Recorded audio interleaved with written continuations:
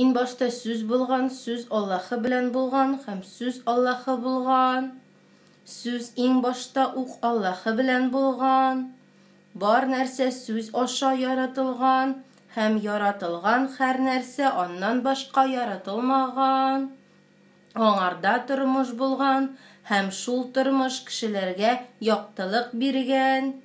Яктылык караңгылыкта яктыра, караңгылык исә аны сүндерә алмаган. Аллаһы тарафыннан җибәрелгән Яхья исемле бер кеше бар иде. Яхья шаһидлек бирү өчен килде.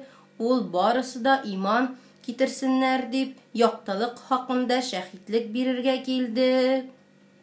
Ул үзе яктылык түгел, ләкин яктылык хакында шаһидлек бирү өчен җибәрелгән иде.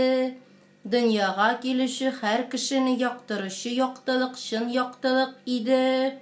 Ул дөньяда булды, ләкин дөнья аның аша яратылган булуга карамастан аны танымады.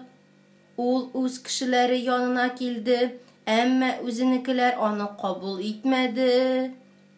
Аны кабул итеп, аңа иман китерүчеләргә ул Аллаһы балалары булырга хокук бирде.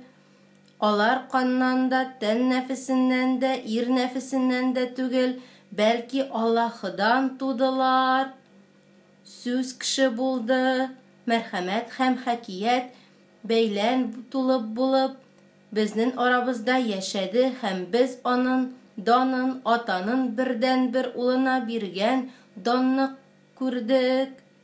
Яхья пәйгамбәр аның хакында шаһидлек биреп, миннән соңрак килүче миннән алга чыкты, чөнки ул миннән элек бар иде, дип сөйләгәнем менә шул иде, дип кычкырып әйтте.